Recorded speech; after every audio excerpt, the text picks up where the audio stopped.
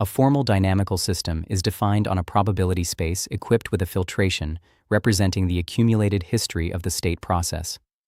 The state process is a stochastic process whose law is determined by the transition kernel, the conditional distribution of the next state given the current state and history.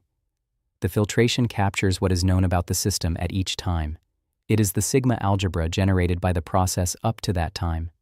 The law of the process on path space is the probability measure that governs the full trajectory.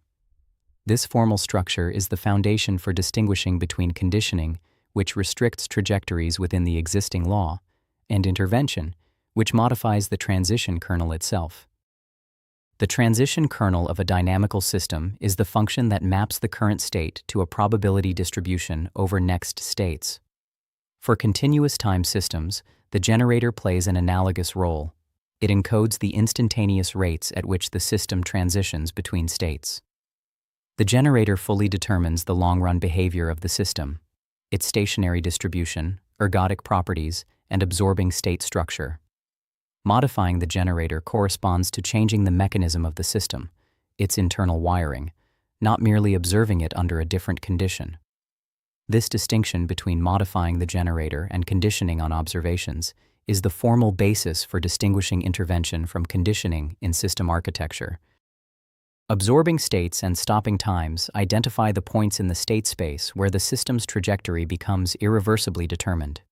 Before the stopping time, the trajectory is subject to the full live transition law. Control actions and observations can influence future states. After entry into an absorbing state, no transition is possible and no control action is effective.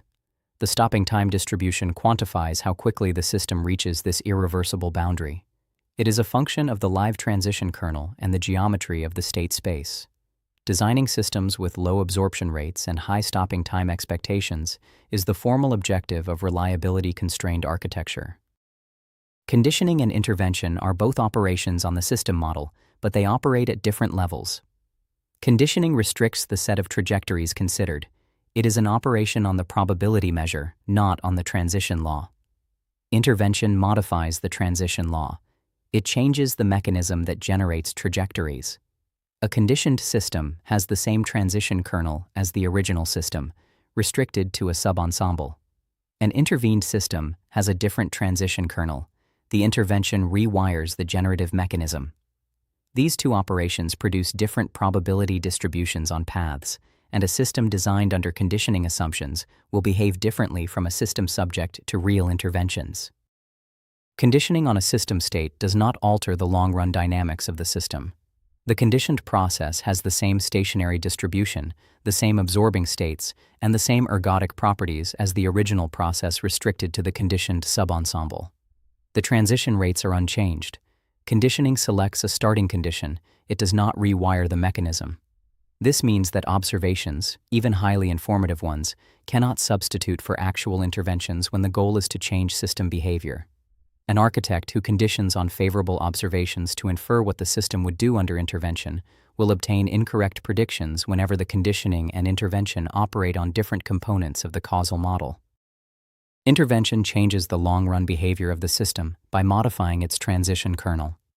A feedback controller is an intervention. It rewires the transition rates of the state process based on the current state, producing a new closed-loop generator. The stationary distribution of the intervened system is different from that of the original open-loop system. The long-run behavior changes. Irreversibility enters when the intervention cannot be undone, either because it modifies a structural equation permanently or because the trajectory has reached an absorbing state before the intervention can take effect.